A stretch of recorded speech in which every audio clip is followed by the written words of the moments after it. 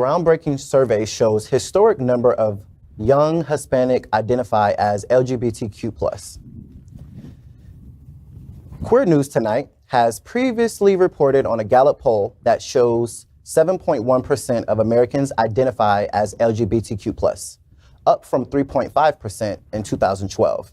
A new analysis released by Gallup this month shows that one of the largest factors pushing that growth is the young Hispanic adults. In 2020, 8% of the Hispanic adults identified as LGBTQ+. In 2021, that jumped to 11%. In comparison, white and black communities reported that only 6% of adults identified as LGBTQ+. Gallup attributes these findings to the overall younger age of the U.S. Hispanic population. 1 in 5 individuals from Gen Z or those born after 1997 identify as LGBTQ+. Amongst millennials and those born between 1981 and 1996, that number drops to 1 in 10. Fascinating. I was very surprised at this story. I mean, well, one thing that made me surprised about it is that so often one thinks of that community being more conservative in the family way, in the family sense. Mm-hmm. But clearly, with the Gen Z, there's a shift that's happening, in spite of religious and other. I think Gallup gets it right. Gallup is basically suggesting, comparing to white population and black population in America, Latino population in America, average age is 5.5 years younger than white or black America. And because of that, they have a much higher percentage of Gen Z and millennials.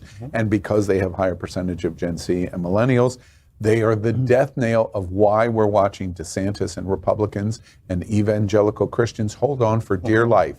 Because what is coming is young, progressive, liberal, queer, et cetera, et cetera, and the browning and coloring of America. Of the browning and coloring of I think America. I wonder if another element. So many people have immigrated into this country from Central and South America. Exactly. So the ages of those children would be just right now for Gen Z, and now we're seeing that shift after all these years. I think that's part of it as well. This study is bad news for Donald Trump, and we love that. And we love that. And it's just showing that showing that everybody's bringing their full selves to the table. They're not hiding themselves. They're comfortable in their skin with everything in the media and things like that. They're bringing their full selves, and it's important. And I love to see it. But it also makes me wonder, in Miami-Dade County, where so many Donald Trump supporters come from that very community, what is really happening there?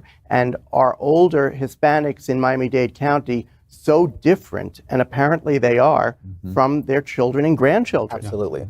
And so eventually these people will supersede. Oh my goodness, I'm going to dive into the pool and probably crack my head. But I think one of the things that we watched in the 20 election and what happened is Miami-Dade County, for Latino communities all over America, Miami-Dade County has something unique, and it's called Cuban American.